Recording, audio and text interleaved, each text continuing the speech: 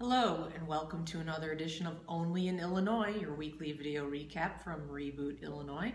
I'm Madeline Dubeck here with Matt Dietrich, and this week looked and sounded like a rough week for Governor Bruce Rauner in his first spring legislative session. We had an all-day long hearing in the House on workers' comp reform, where worker after worker sat before the entire House and testified to how much they need workers' comp, right? Then we had the governor go to the Chicago City Council and speak to the aldermen, and shock of shocks, the Democratic alderman didn't take too kindly to what he had to say. No standing ovation for the governor at City Hall. And it looks like we have more of this to come next week from Speaker Madigan. So what's really going on here, Matt? Well, from the appearance of it, it would look like Governor Rauner is just getting hammered and that he's walking into a horrific trap in Springfield, that Mike Madigan's really got the long knives out and is really ready to just come and get him. But in reality, a lot of this is done for show. And I think that that what you saw in Springfield this week on Tuesday and Wednesday were a couple of shows of force by House Speaker Michael Madigan. On Tuesday, he set up a very long, day-long hearing before the entire House on the issue of workers' compensation. And he had, as you said, Madeline, a long line of injured former workers who had lived on their workers' compensation. And the way it was done was you'd have an injured worker from Illinois talk about how the system in Illinois really protected them, and a worker from Indiana, and in one case Oklahoma, would talk about how the much less generous systems there really left them out in the cold. They lost their houses, all kinds of bad personal problems. There were 9 different witness panels. One of those witness panels had 2 representatives from the Illinois Manufacturers Association representing the business side, so it was kind of an 8-to-1 thing.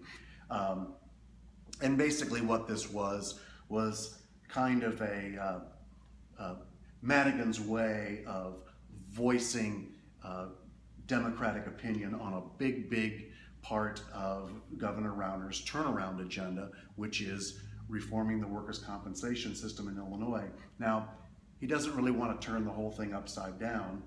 In 2011, the state revamped a whole lot of its workers' compensation system. But one thing that's missing is an element called causation. In other states, it's a greater burden of proof. You have to prove that your injury happened on the job at your current employer, not from playing softball the weekend before, not because of a recurring injury that may have happened over 20 years at a lot of other different companies.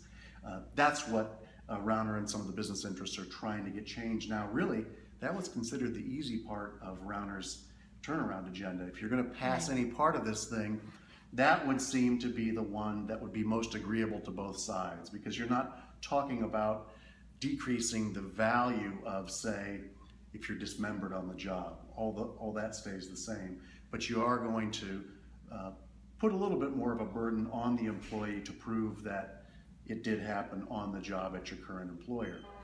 Some of the other things in the turnaround agenda are a lot more extreme and a lot more unpopular, like creating right-to-work zones. So if you're sitting out there and you don't watch this as closely as you and I do, and you see that even with this easy thing, the Democrats in control of both chambers of the legislature so thoroughly aired their concerns about this and pretty much trashed it. Oh yeah, they laid it on really thick too. Is there, you know, are we just back to the same old business as usual? Well, not really. And what everybody has to understand here is that both sides are gearing up for a huge negotiation. This is a budget where they're going to have to figure out a way to either cut or make up, or some combination of both, to make up $6.6 billion.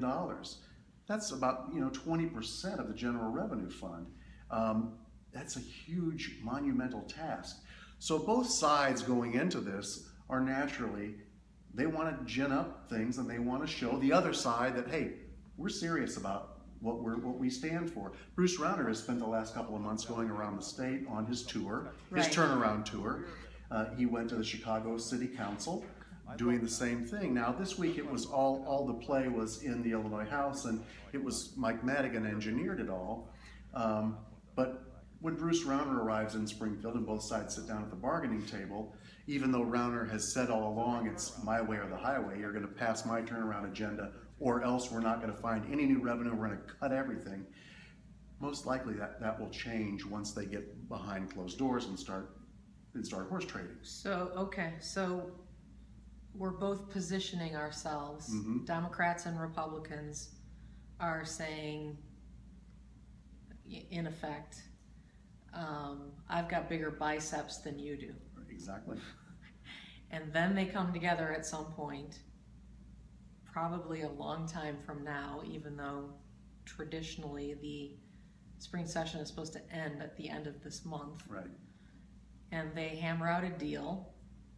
And when we look way back in history to the last few times we've had this situation of a Republican in the governor's office and Democrats controlling the chambers of lawmakers, both sides tend to get a little something that they wanted, and both sides tend to give up a few things that they wanted, and that's the grand compromise that exactly ends up happening. And that's, that's basically the way democracy works.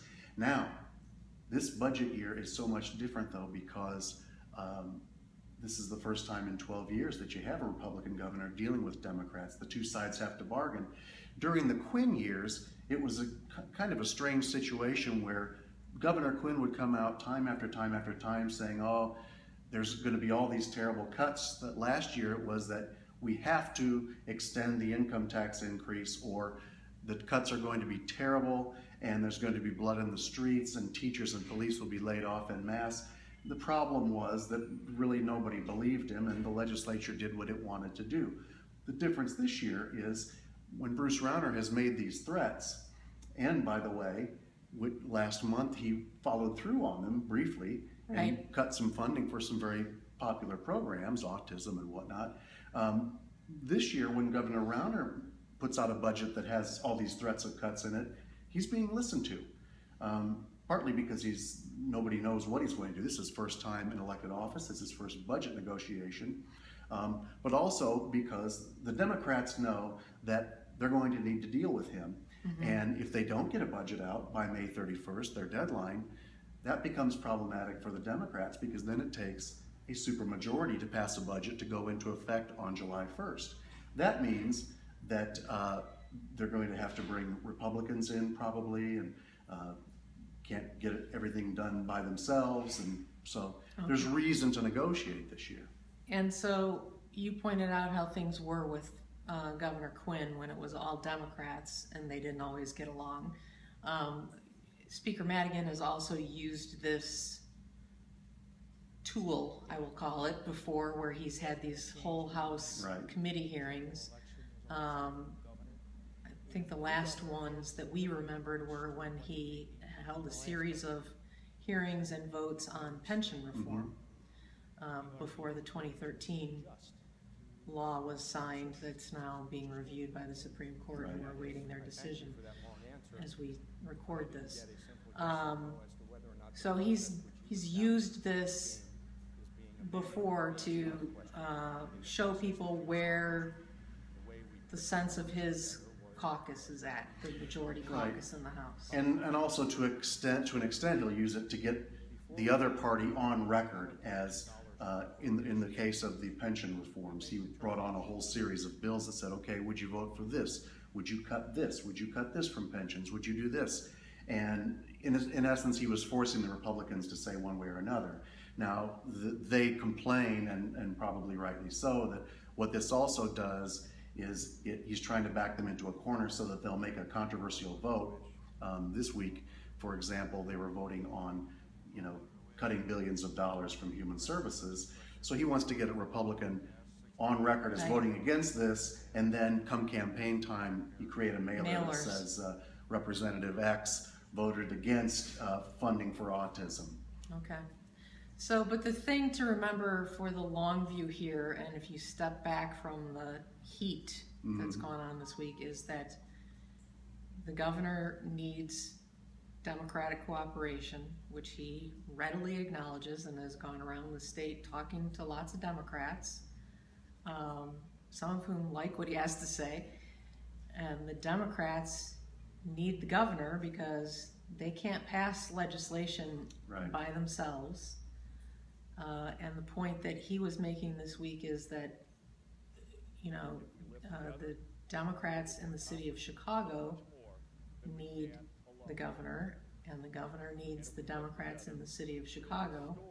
And then there also was, lastly, the point that he made while this workers' comp show was playing out, that there are lots of foreign countries who invest in Illinois and set up shop in Illinois, who are concerned about the tax structure in Illinois and the regulations in Illinois and the bureaucracy of trying to get visas for their workers, et cetera, making the point that it's too difficult to do business in Illinois. And so all these things will play themselves out, but they all need each other to get anything done. Right. So hopefully they all sit down and recognize that and come to some agreement at some point that doesn't hurt all of us taxpayers Right. too much. And if you follow what's going on in state government, if you follow what went on in Springfield this week, the danger is in seeing the 2 days of the hearing and then the day of the voting on the Human Services appropriations. The danger is to think, oh my gosh, it's a slam dunk for the Democrats. They're going to do what they want and they're going to use their supermajorities.